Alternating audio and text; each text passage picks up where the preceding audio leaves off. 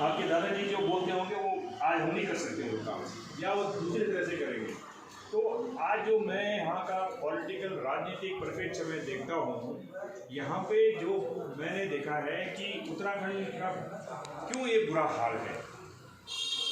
भाई आज उत्तराखंड का जो इशू है, मैं उस पर बाद में आऊँगा।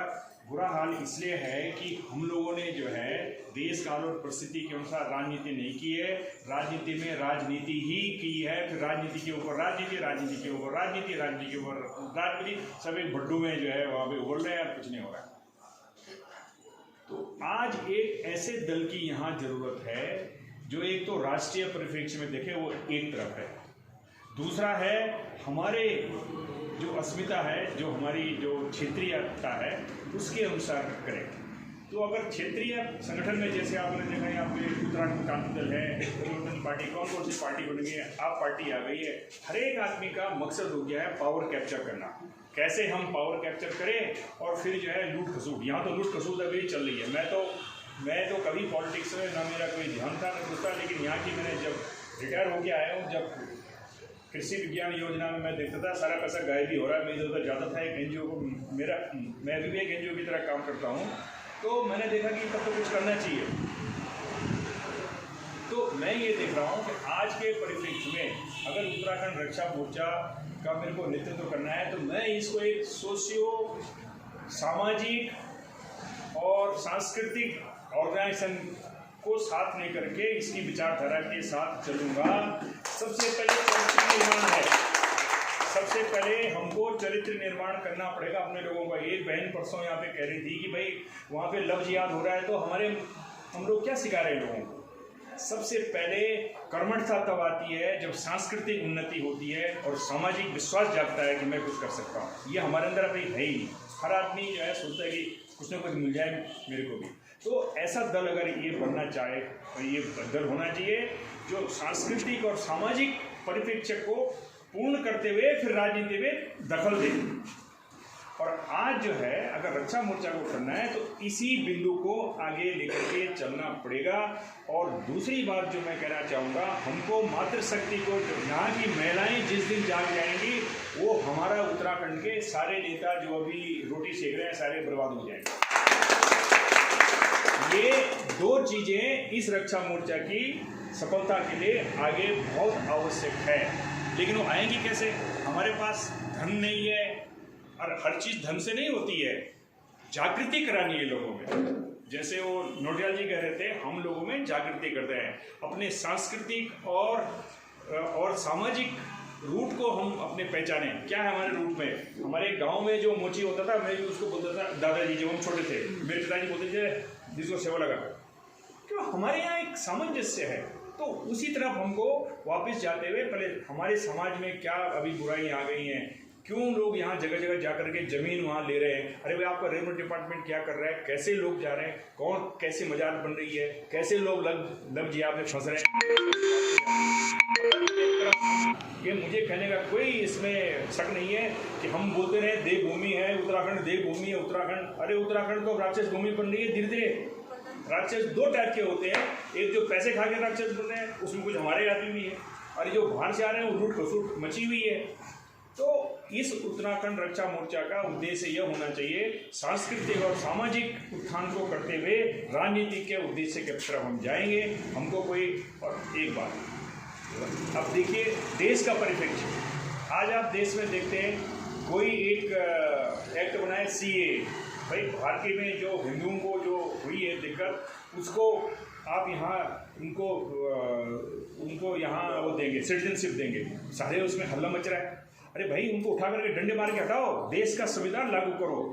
तो आज हमारे देश में राष्ट्रीय स्तर पर अगर मोदी सरकार सही काम कर रही है तो हम उनका समर्थन करने को तैयार हैं। सीधी सी बात है, राष्ट्रीय नीति में हम उनका समर्थन करेंगे।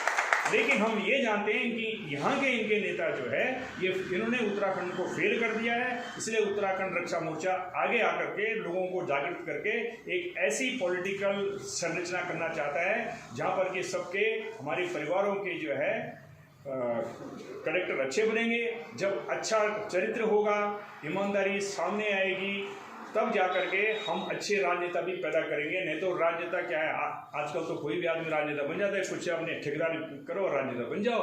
और तो ये मेरा उद्देश्य ये होगा कि ऐसी राजनीति की जाए, और जो भी आज हमारी इतनी सक्षमता हो सकती है कि हम 10 आदमी खड़े करें, लेकिन हम जागरूकता अगर लोगों को करना चाहेंगे तो लोग एकदम जागृत भी हो सकते हैं।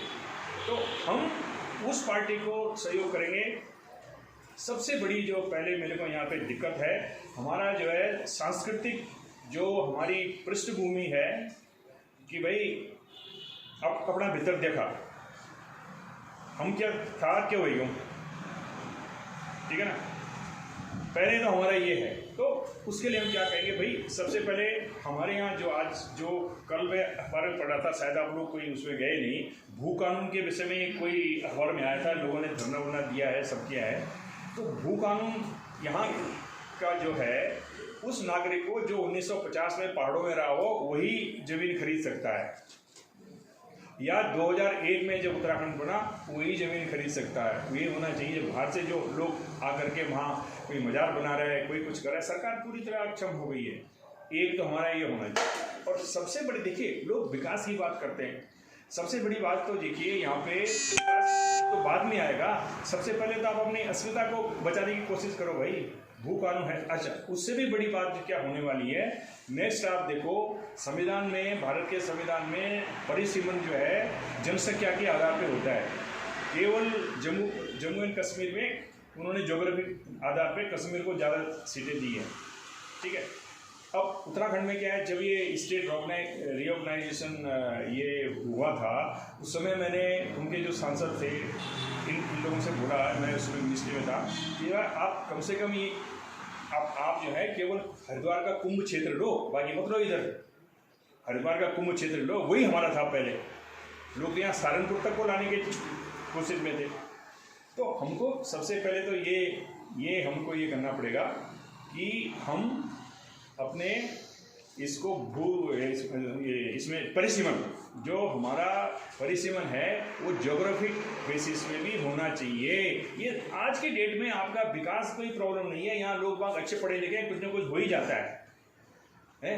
इतना भ्रष्टाचार है तभी कुछ ना कुछ हो ही रहा है, लोग इंटरप्रेट करके अपना कुछ कर रहे हैं। लेकिन परिसीमन का क्या होगा, तब ये उत्तराखंड बनने का कुछ फायदा नहीं है। आज से 20 साल के बाद आपको पता लगेगा पौड़ों की सीटें रह गई हैं 25।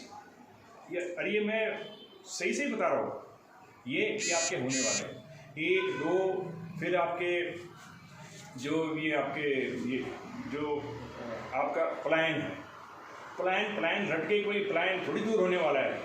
प्लान आयोग बन के कुछ नहीं होगा भाई। ये आपको सबसे पहले जो हमारे प्राकृतिक संसाधन हैं, जहाँ गांव पे क्या उनसे हम इतना रोजगार, इतना कुछ पैदा कर सकते हैं कि आदमी वहाँ पढ़ा लिखा आदमी वहाँ टिक पाए। जैसे मैं देख रहा हूँ हिमाचल में उन्होंने सबसे अच्छा काम किया टूरिज्म का बढ़ाया। आप देखिए हिमाचल में क्या हुआ, YS परमार ने इतनी अच्छी लीडरशिप दी है, लोगों का कलेक्टर बनाया है।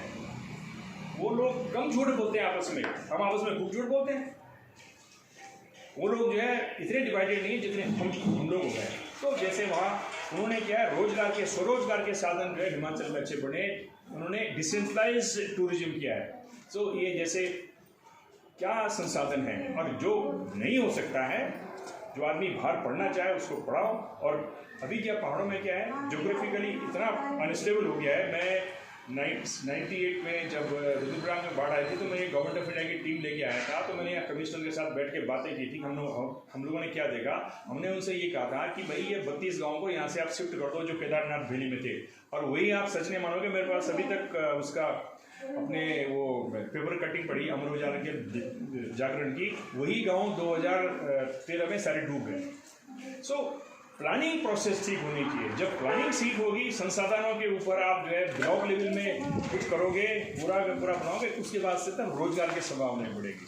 और फिर भ्रष्टाचार, ये 3-4 मुद्दे लेकर के हमको चलना चाहिए। पर मेन मुद्दा यही है कि ये जो बाहरी लोग यहाँ पे आ रहे हैं, भू का कानून बना बोलने से थोड़ी होता है। अब आपने एक ऐसी कमेटी बनाई है, उसमें वही लोग हैं जो ये सब पहले ही उल्टा पुल्टा करके आ रहे हैं। देखो क्या होता है, और हम समर्थन उसी को करेंगे और राष्ट्रीय स्तर पे जो कोई अच्छे काम हो रहे हैं, हम जो भी पार्टी उसमें हम उसका समर्थन करेंगे। हमारी अभी इतनी क्षमता नहीं है कि हम सरकार बनाएं, जैसे आप करें, अलग अलग जमाना है।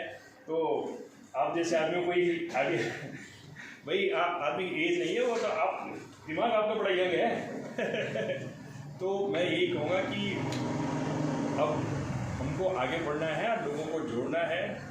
और जो यंग लोग हैं, जैसे वो नोटियाल जी हैं, लोगों को दिमाग पे थोड़ा सा आपको ही कहना चाहिए भाई, आप ठीक है, अभी मोदी जी आए, उन्होंने वहाँ पे वो कर दिया,